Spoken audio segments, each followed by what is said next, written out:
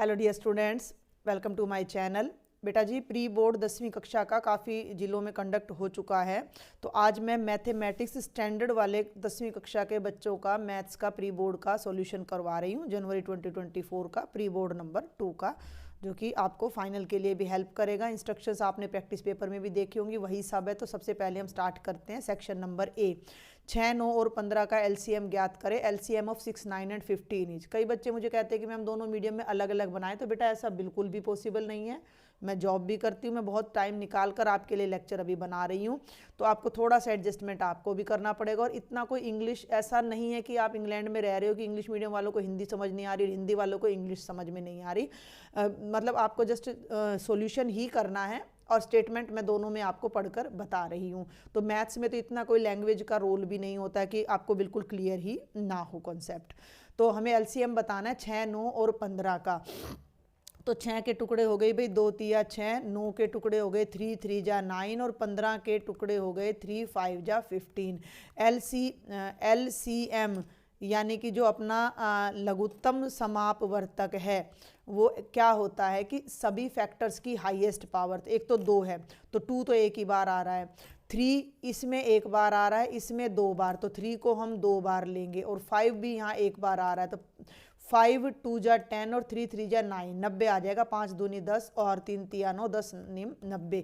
तो हमारा answer option number C आ जाएगा। Second question, which of the following is a rational number. Rational number कौन सा है? तो √4 है, क्योंकि 4 का वर्गमूल 2 होता है, जिसे हम 2/1 लिख सकते हैं। ये प्राइम नंबर हैं, अभाज्य संख्याएं, तो उनका वर्गमूल हमेशा अपरिमेय होता है। तो ये राइट आंसर है। तीसरे पर आ जाओ, द्विघात बहुपद के शून्य ज्ञात करो। Find the zeros of the quadratic polynomial. और ये आपके सामने क्वाड्रेटिक पॉलिनोमियल है। x² - 7x + 12। आप 7 के टुकड़े करोगे तो 4 + 3 7 और 4 3 जा 12, तो ये हो जाएगा -4x - 3x और +12। तो ये हो जाएगा x × x - 4 -3 × x - 4। तो भाई आप x - 4 को कॉमन ले लो और ये x - 3 आ जाएगा। जब आप इसको 0 करोगे तो x की वैल्यू 4 और 3 आ जाएगी, जो कि हमारे क्या हो जाएंगे, जीरोज हो जाएंगे। तीनों का ही by chance option number C आ रहा है। चौथे में देखो k की वैल्यू फाइंड करनी है, जिसके लिए इस द्विघात समीकरण के हल बराबर हों। Find the value of k for which the roots of this quadratic equation are equal. तो ये तो आपकी इक्वेशन हो गई 2x की 2x² + kx + 2 = 0। इसमें से a आपका 2 आ जाएगा, b आपका k आ जाएगा और c आपका 2 आ जाएगा। ठीक है, अब रूट्स इक्वल कब होते हैं? जब b² - 4ac 0 होता है, तो b कितना है k², 4, a की जगह 2, k की जगह 2, 4 2 जा 8 2 जा 16, 8 दूनी 16, तो k² बराबर 16 आ जाएगा और k की वैल्यू ±4 आ जाएगी, जो कि ऑप्शन नंबर बी है। और पांचवा क्वेश्चन देखते हैं, स्टैंडर्ड का पेपर है बट बेसिक के बराबर है। इस एपी का 15वां पद ज्ञात करो। 15वें पद का फॉर्मूला होता है a + 14d। a कितना है? 3 है, फर्स्ट टर्म है। d कितना है? 8 में से 3 गए 5। इनकी वैल्यूज यहाँ पुट कर दो। 3 + 14 × 5, 3 + 14 × 5 यानी 14 5 70 और 3 कितना आ जाएगा? 73, यानी ऑप्शन नंबर सी। तो 4 क्वेश्चन का ऑप्शन नंबर सी था, सेकंड का option number B correct answer था। ठीक है, इसी पे टिक लगाया मैंने। कई बार 1-2 में हो जाता है ऑप्शन इधर उधर, तो आप सॉल्यूशन देखकर राइट ऑप्शन पर टिक कर सकते हो। छठे पर आ जाओ, बहुत ही आसान पेपर है। सभी खालिस्तान त्रिभुज समरूप होते हैं। ये सभी चीज़ें, ये जितने भी क्वेश्चन है ना, वो प्री प्रैक्टिस पेपर में जो सैंपल पेपर कराए उन्हीं में से आए हैं। सभी समबाहु त्रिभुज, all dash triangles are similar, तो ऑल इक्विलेटरल ट्रायंगल सभी के सभी सिमिलर होते हैं। इन दोनों बिंदुओं के बीच की दूरी, find the distance between these 2 points. तो अपना ले लो x2 - x1 यानी 5 - -2, 5 - -2 का स्क्वेयर और 7 - 4 के स्क्वेयर का अंडर रूट। तो 5 और 2 7, 7 2 7 49, 7 में से 4 गए 3 और 3 तिया 9 और √58 आ जाएगा। तो ऑप्शन नंबर डी करेक्ट है।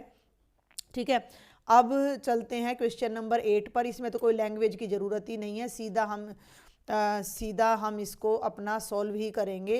1 - cos² 45 degree by 1 + cos square 45 degree, एक घटा कोस स्क्वेयर 45, एक जमा कोस स्क्वेयर 45 की वैल्यू निकालनी। कोस 45 की वैल्यू होती है 1/√2, 1 बटा वर्गमूल 2 का वर्ग, और 1 जमा 1 बटे वर्गमूल 2 का वर्ग। इसको सॉल्व कर लो, 1 - 1/2 और 1 + 1/2, सिंपल मैथ है, ऊपर 1/2 नीचे 3/2, 2 से 2 कट के 1/3 आपका आंसर यहाँ पर आ जाएगा।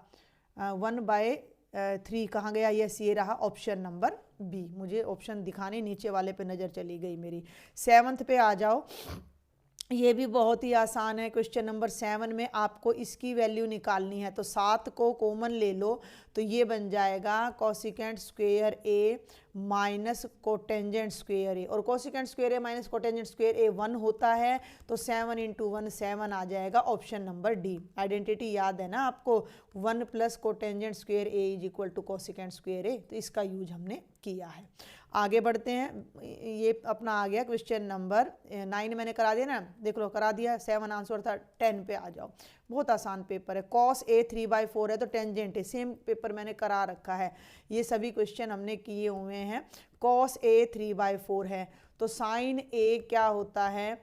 1 - कोस स्क्वेयर ए का अंडर रूट, तो ये हो जाएगा 1 - कोस का स्क्वायर करोगे 9/16, 9/16, 16 एकम 16 में से 9 गए, 7/16 का अंडर रूट करोगे तो √7/16 आ जाएगा साइन ए।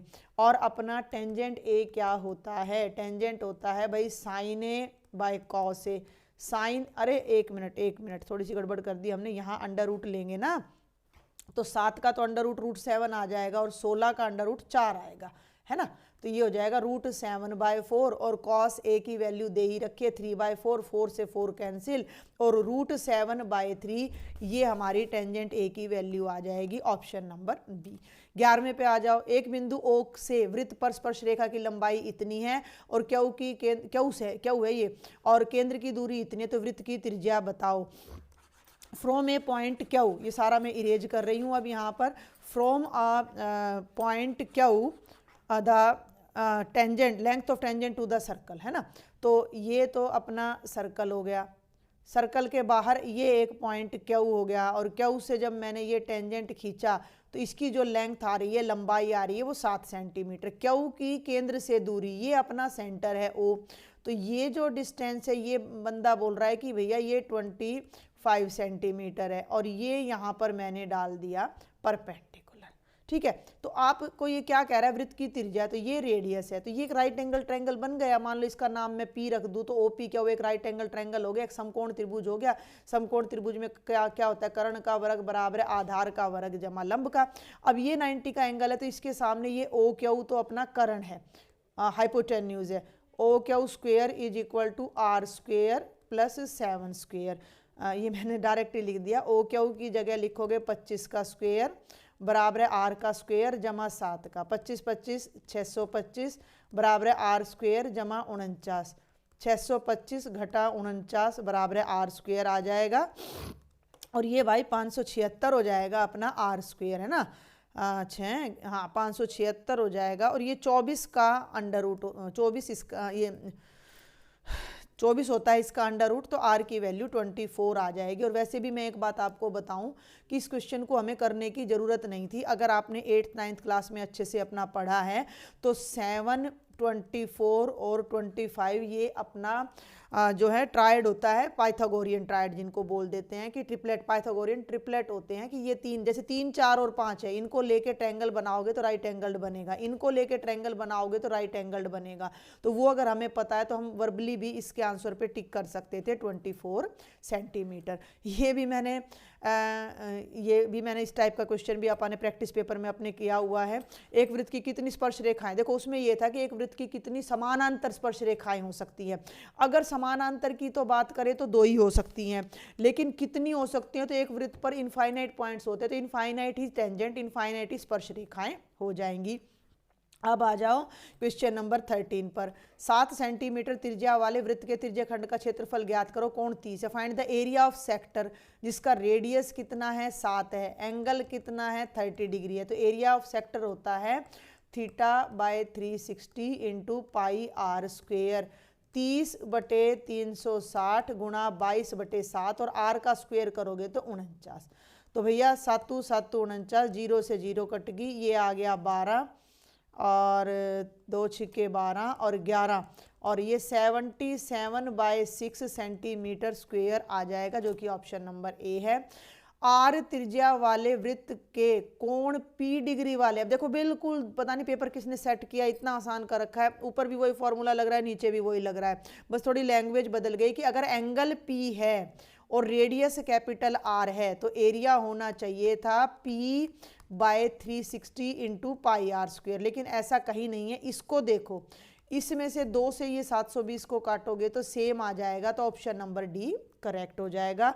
प्रैक्टिस पेपर में आपको करवा चुकी हूँ, उनमें है ये इस तरह के क्वेश्चंस। आगे चलते हैं, आ जाओ क्वेश्चन नंबर 15 पर। क्वेश्चन नंबर 15 पर ये भी सैंपल पेपर में, प्रैक्टिस पेपर में था। एक किनारे पर नुकीली की गई बेलनाकार पेंसिल, शायद सेकंड वाले में ही था, मैंने अभी खत्म किया था सेकंड वाला, कि भाई पेंसिल को ऐसे छील लें तो वो किस किस का कॉम्बिनेशन है। तो ये सिलेंडर होता है और मतलब बेलन, और ये शंकु होता है मतलब कोण। तो बेलन और शंकु, शंकु और बेलन कोण और सिलेंडर से मिलकर ये बनी है। पहली 5 प्राकृत संख्याओं का माध्यक, फर्स्ट 5 नेचुरल नंबर्स का मीडियन 3 आ जाएगा। पांचों के बीच में क्या आ रहा है, 3 आ रहा है, तो मीडियन 3 हो जाएगा। मुझे तो ये बेसिक का पेपर लग रहा है, मैंने गलती से तो नहीं उठा रही है, लेट अस चेक ना, एक बार चेक तो कर ले। मैं मानक बोल रही हूँ इसको, देखो मानक का पेपर है, इतना आसान पेपर भाई हद है। 17वें पे आ जाओ, इनका बहुलक ज्ञात करो। तो बहुलक जो सबसे ज्यादा बार आए वो मोड होता है, तो मुझे तो 2 ही सबसे ज्यादा बार लग रहा है, तो मोड 2 हो जाएगा।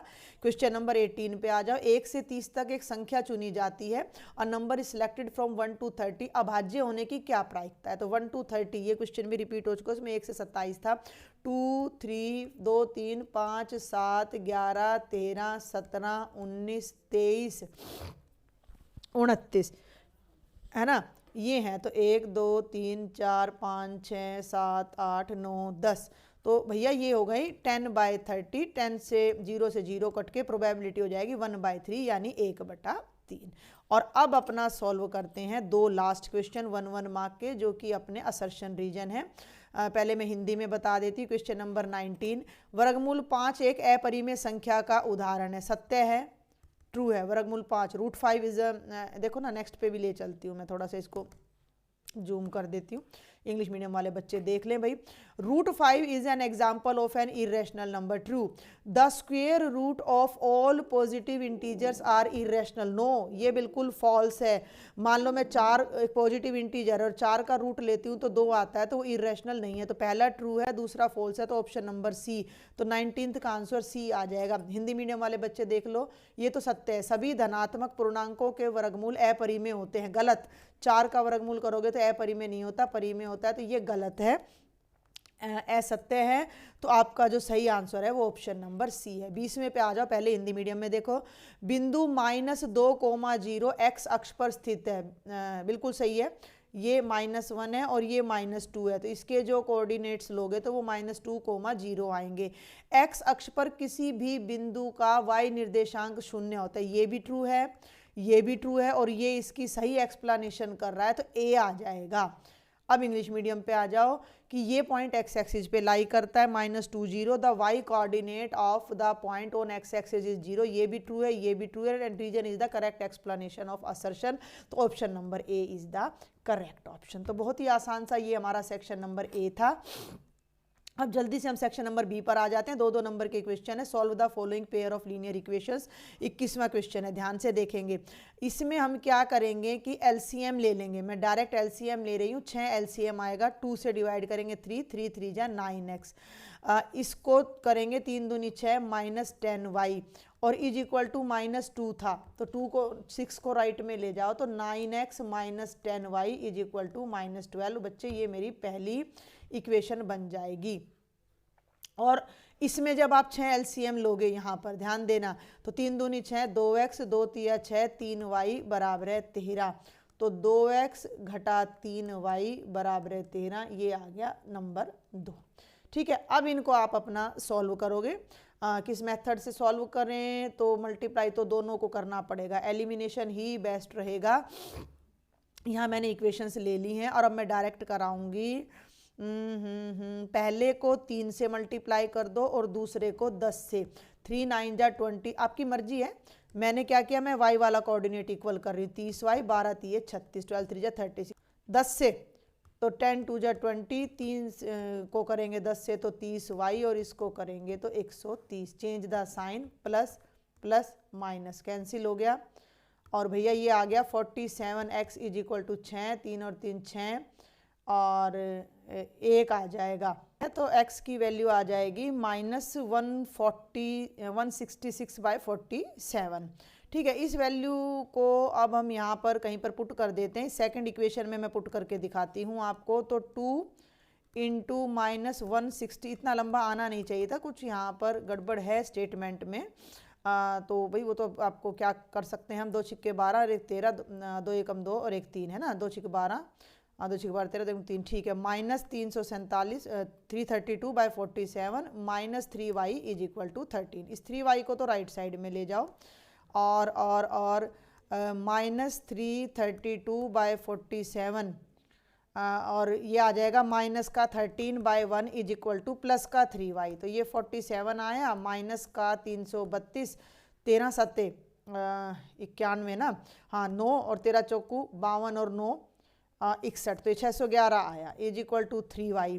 तो ये हो जाएगा 3 3 और 1 4 और 6 और 3 9, 9 और 4 13 और 3 16, ये 3 पे डिवाइड नहीं होगा तो वो 3 इधर आ जाएगा इज इक्वल टू y। तो हमारी जो y की वैल्यू आ रही है वो 943/3 7 21, 2 3 चौके 12 और 2 14, ये तो y की वैल्यू आ रही है और ये x की आ रही जो कि बिल्कुल ऑकवर्ड सी वैल्यू है। तो there is something misprinting in this question, I will say. यहाँ पर हमारा कुछ गड़बड़ हो सकती है, वो क्या है हम उसके बारे में नहीं कुछ कह सकते। तो जो भी हमारे पास स्टेटमेंट आई है उसके अकॉर्डिंग हमने इस क्वेश्चन को सॉल्व किया है और ये आपका फाइनल आंसर रहेगा। आप चाहो तो इसको क्रॉस चेक भी कर सकते हो। क्वेश्चन नंबर 22 पे आ जाओ। एक ये अभी अपना प्रैक्टिस पेपर में आया है, एक त्रिभुज ABC की भुजा BC पर बिंदु D इस प्रकार स्थित है कि कोण ADC बराबर है कोण BAC। बहुत ही आसान सा है ये क्वेश्चन, हम पहले भी कर चुके हैं, ध्यान से देखेंगे। ये एक ट्रायंगल है ABC, ट्रायंगल बना देना क्योंकि 2 ही नंबर का क्वेश्चन है, तो ट्रायंगल बनाकर जितना कम लिखोगे आपका टाइम बचेगा।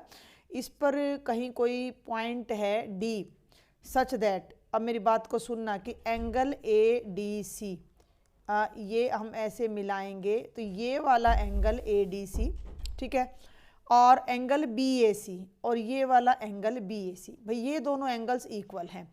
D is a point, English में भी समझ लो, D is a point on the side BC of a triangle such that these 2 angles are equal. Show that CA² is equal to CB.CD। इस बात को समझो, ये मैं प्रैक्टिस पेपर में भी आपको करवा चुकी हूँ। जिन बच्चों ने प्रैक्टिस पेपर देखे हैं तो इसको मैं लिख सकती हूँ CA into CA is equal to CB into CD। पूरा पेपर प्रैक्टिस पेपर में से ही सेट है आपका। तो एक को तो अपना इधर ले आओ, है ना, CA/CB, CA/CB is equal to, इस CD को तो यहीं रखो और एक CA को इसके राइट में ले आओ। एक्चुअल में मुझे कुछ ऐसा प्रूव करना है। अब ये CA और CB कहाँ हैं, ये तो CA हो गया और ये पूरा CB हो गया। अगर मुझे ये दोनों चाहिए तो मुझे लेना पड़ेगा पूरे का पूरा ट्रायंगल CAB ले लो या CBA ले लो। क्लियर हो गया। और अब आ जाओ CD और CA चाहिए मुझे, तो CD तो ये हो गया और CA ये हो गया, तो इसका मतलब अब मुझे ये वाला ट्रायंगल चाहिए। ठीक है, तो वह अब एक बात का ध्यान रखना कि इस नीले ट्रायंगल को और ये जो मेन ट्रायंगल है दोनों को मुझे दिखाना है सिमिलर। तो दोनों में ये वाला एंगल कॉमन है, तो दोनों त्रिभुजों को आप C से स्टार्ट करोगे। D पॉइंट पे जो एंगल है वो A के इक्वल है, तो अब आप इसको ना CAD ले जाओगे इस ट्रायंगल को। सुन रहे हो, CBA और CAD में in the triangle CBA and CAD angle C। Triangle समझ आया या नहीं आया? एक तो ये पूरा मेन ट्रायंगल है जो मैंने रेड कर दिया है और एक ट्रायंगल मैं ऑलरेडी ब्लू आपको करके दिखा चुकी हूँ। तो दोनों में जो C पॉइंट पर एंगल है वो तो कॉमन है, साझा है। हिंदी मीडियम वाले बच्चे भी समझ लें इस बात को, ठीक है ना। कॉमन और साझा में कोई ज़्यादा फर्क नहीं है। और इस ट्रायंगल में जो एंगल अपना है ये वाला, एक मिनट, एंगल मैंने गलत लिख दिया, BAC था, BAC था भाई, ये कंप्लीट एंगल था ना, तो ये पूरा एंगल, ये देख लो BAC था, ठीक है, और ये एंगल इक्वल है, तो BAC को मैं CAB भी लिख सकती हूँ, CAB, ठीक है। तो angle CAB is equal to angle CDA कह दो या ADC कह दो, एक ही बात है, ये हमें गिवन है, दिया है। और जब दो ट्रायंगल्स के दो एंगल इक्वल हो जाए तो वो दोनों ट्रायंगल सिमिलर हो जाते हैं, समरूप हो जाते हैं। तो त्रिभुज CBA समरूप है त्रिभुज CAD के, या ट्रायंगल CBA सिमिलर है ट्रायंगल CAD के, तो कॉरस्पॉन्डिंग साइड्स की रेशो इक्वल होंगी। इसकी CB ले लो और इसकी CA ले लो, तो CB बाय CA, इसकी ये CA ले लो और इसकी CD ले लो, is equal to CA by CD, cross multiply कर दो, CD लेफ्ट में चला जाएगा, CA राइट में चला जाएगा, सॉल्व कर दो, बस हो गया। CB into CD is equal to CA square, और यही वो रिजल्ट था जो हमें प्रूव करने के लिए दिया गया था। आप देख सकते हो, ये यहाँ पर मैंने बॉक्स में किया हुआ है, CA square is equal to CB into में CD, एक ही फ्रेम में कर देती हूँ छोटा करके, ठीक है, बेहद आसान। अगला भी आसान है, बहुत ही आसान क्वेश्चन है, क्वेश्चन नंबर 23। सिद्ध कीजिए कि वृत्त के व्यास के सिरों पर खींची गई स्पर्श रेखाएं समानांतर होती हैं।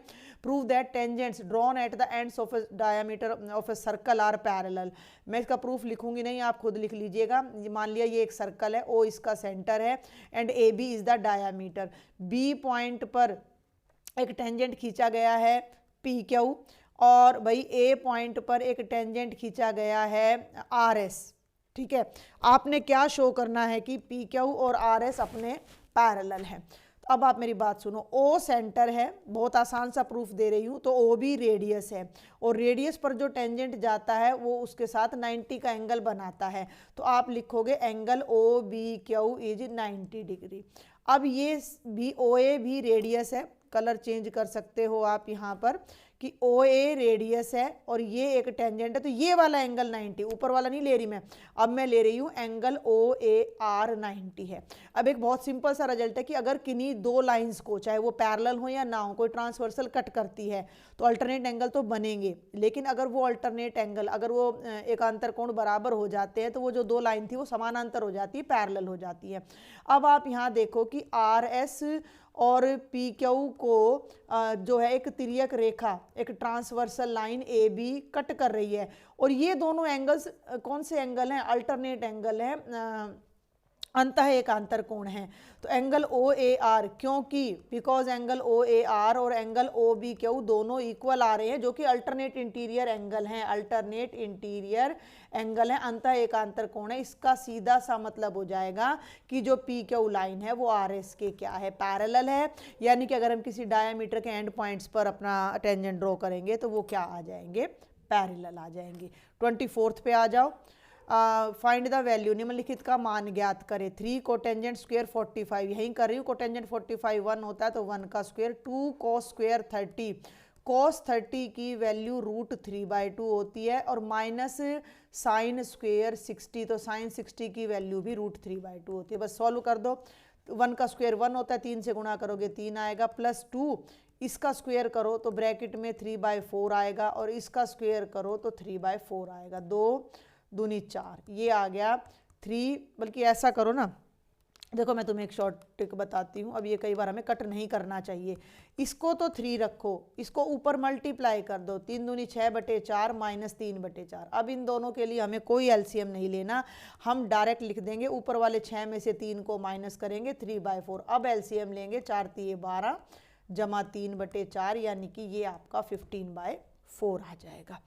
अब देखिए क्वेश्चन नंबर 25, इसमें चॉइस भी है। एक वृत्त के चतुर्थांश का क्षेत्रफल ज्ञात करो जिसकी परिधि 22 सेंटीमीटर है। वृत्त, find the area of the quadrant. Quadrant का मतलब होता है 4th part of the circle. तो सर्कल का एरिया πr² है, तो उसको 4 से डिवाइड कर दो। लेकिन r तो नहीं पता हमें, रेडियस नहीं पता, लेकिन हमें सरकमफ्रेंस यानी कि परिधि पता है। तो सरकमफ्रेंस अगर 2πr है और वो 22 है, तो यहाँ पर अपना फॉर्मूला लगा दो, इज इक्वल टू 22। 22 से 22 कट जाएगा, 7 उधर चला गया, ये नीचे r की वैल्यू आ गई 7/2, और ये अपना एरिया ऑफ क्वाड्रेंट है, चतुर्थांश का क्षेत्रफल है। तो यहाँ लगा दो 22/7 गुणा 1/4। आर स्क्वेयर का मतलब भी आर 7/2 था ना, 7/2 का वर्ग करोगे तो 49/4, तो 7 7 49, 2 दूनी 4, अरे रे रे रे 11 और 2 दूनी 4, तो ऊपर 77 आ जाएगा और नीचे 8 आ जाएगा सेंटीमीटर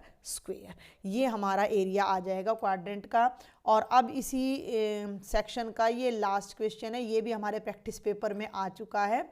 घड़ी की मिनट की सुई की लंबाई 14 सेंटीमीटर है। 5 मिनट में रचित क्षेत्रफल ज्ञात करो। The length of the minute hand of a clock is 14 centimetre.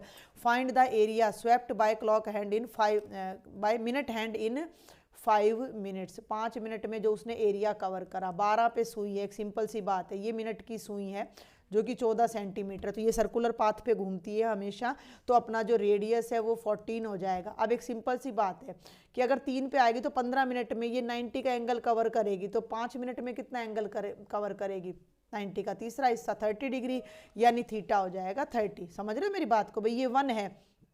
5 minute में मिनट हैंड मान लो ये है OP, ये मिनट हैंड है, ठीक है। 5 मिनट के बाद ये सरक कर 1 पर आ जाएगा, तो इसने ये एरिया कवर किया, तो ये एरिया ऑफ सेक्टर ही तो है, ये त्रिज्य खंड का ही तो क्षेत्रफल है, तो ये त्रिज्य खंड का क्षेत्रफल हम अपना निकाल देंगे। तो हमारा थीटा आ गया 30 डिग्री, आर की वैल्यू हो गई 14, और एरिया का फॉर्मूला आपको पता है, theta by 360 into pi r square. तो भाई 30/360 गुणा 22/7, और रेडियस कितना है? 14 है। सॉल्व कर दो, 0 12 7 2 जा 14, 2 6 जा 12, 2 3 जा 6 और 11, और 11 को ये तो 14 बच गया और ये 11, दोनों को मल्टीप्लाई करोगे तो 154/3 154/3 सेंटीमीटर स्क्वायर आ जाएगा। और ये मोस्ट रिपीटेड क्वेश्चन है। तो ये था अपना कंप्लीट सेक्शन नंबर बी। बाकी के सेक्शंस हम नेक्स्ट लेक्चर में कवर करेंगे, तब तक आप इनको देखकर अपनी प्री बोर्ड की प्रिपरेशन कर सकते हैं, फाइनल एग्जाम के लिए कर सकते हैं, and share with maximum students. Thank you.